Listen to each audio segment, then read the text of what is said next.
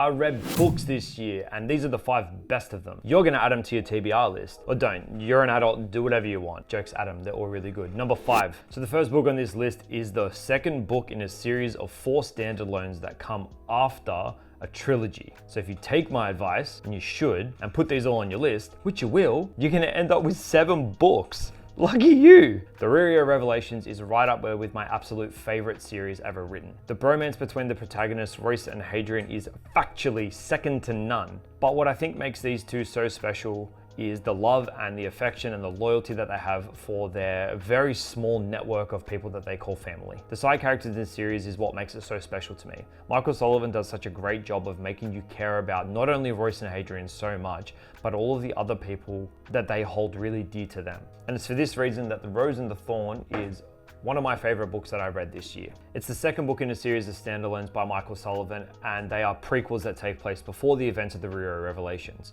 Now, I am not necessarily a big fan of prequels, but these are some of the best. It takes a closer look at the second best relationship in the whole series, that of Gwen and Royce. Now, Royce hates everyone and everything except for 2 people in this world, and he will do some pretty shady shit to keep those 2 people safe. So when we get to dive into the relationship between Royce and Gwen a little bit more, tucked inside an awesome standalone novel, you just know it's gonna be good. If you haven't read the Rio books, please do yourself a favor and get the fuck on it.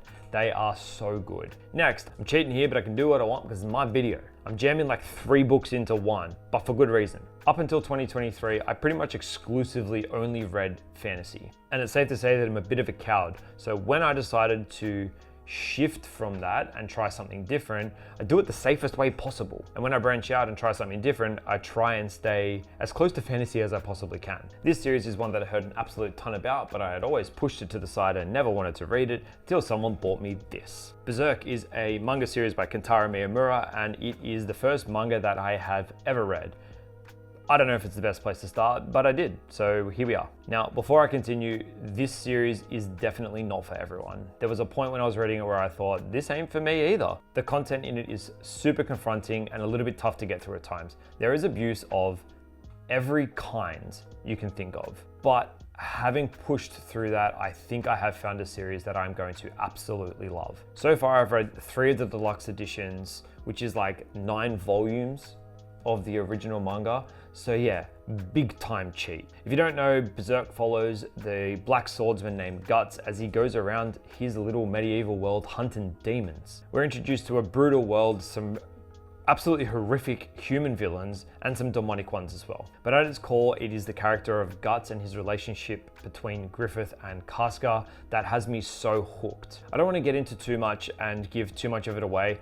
The series definitely does have some flaws and a lot of things that I don't really vibe with outside of the very graphic content. But it's safe to say that it has been a very long time since I've been this hooked on a series and I just need questions answered. The relationship between Guts and Griffith very, very clearly takes a sharp left turn at some point, and Miyamura does such a great job of setting that up and dangling that carrot for you for what feels like a long time, but it's so strong that you just have to know what happens. This series is not for everyone, that is absolutely for sure, but I do think it is worth you picking up and having a go, maybe for the first 2 deluxe editions, which is like 6 of the volumes of the manga, just to give it a go and see if it is for you.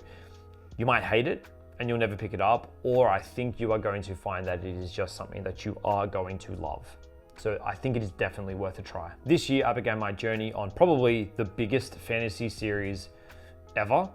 I've read 3 of the books this year, but I made the tough decision to only put 1 of them on this list, when I really could have put all 3 of them on there, because they're all that good. Discworld is stupid big, and there are so many different starting points because all of them are pretty much standalones, I guess. I picked 2 starting points and 1 book that kind of stands on its own. This year I read Guards, Mort, and Small Gods, and they are all fantastic, but Small Gods absolutely takes the cake for me. There is no book that I have ever read that made me laugh out loud more, to the point where I had people on trains and buses looking at me going, what's wrong with this freak? I love a bit of satire, and I love how Pratchett takes these tropes and typical fantasy elements and just flips them on his head in such a clever way. The character of Brother and his idiocy is just so hilarious to me, and the commentary on religion and how its followers blindly follow their teachings is just so excellent. And it's funny because it takes the piss out of religion, but I think that it does it in such a tasteful way that it's just inoffensive to anyone. This is my first Discworld book that I read, even though I think it's like 13 or 14 in the series, but I do think it is probably the best place to start. Guards, and Mort are also good. I would probably read those three first to work out what vibes with you. If you read Guards, and Mort, you will end up with another smaller series that you can continue and find out more about those characters if that tickles your fancy. But Small Gods is the place to start for me. I cheat again, but only like a little bit this time. I mentioned that I am a coward. So while this list is fantasy books only, I did read one of my first sci-fi books this year, and it made it to number 4 on the list because I fucking loved it. And I truly think that this is a great place to start if you're looking to change it up, and probably try some sci-fi if you typically only read fantasy. Now, it is the first book in a series of 3, and I do think that I liked the second and third book more. But the reason that it made my list is that I think it is the perfect place for a fantasy reader to change it up a little bit. Red Rising by Pierce Brown is very clearly a sci-fi book, but the middle part of it so consistently reminded me of the epic battles, the skirmishes, and the medieval elements that you get with typical fantasy, and I just loved it so much. Sprinkle in an awesome protagonist in Darrow who has some incredible character development, an incredibly complex political world, and a plot that absolutely rivals the best of them. I absolutely recommend this book. It is such a great place to start if you're thinking about trying some sci-fi, and if you haven't read it yet and you're into fantasy, give it a go. It is definitely worth your time. The last book on this list is one that I think when it is complete will end up in that GOAT tier. For me, when I picked it up, I was really struggling through another series that I read this year, and I really needed something just to spark me again.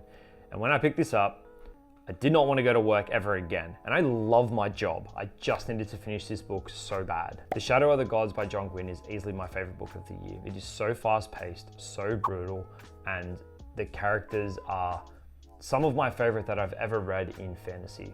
I still cannot get over how fast John Gwynne made me care about them. It's got a fantastic Nordic inspired world. It's got a really cool magic system. It's got super creepy and creative monsters and some absolutely dope combat. But the Shadow of the Gods has awesome characters in spades, and it is 100% a series that you should pick up and try now. The last book comes out, I think, late next year. So if you haven't yet, pick it up and read the first 2. The second one in the series, The Hunger of Gods, could definitely have made this number 1 spot as well. If you want my full thoughts on the first book, check out this video right here. Or if you want to find out if Berserk is actually for you, check out this video over here.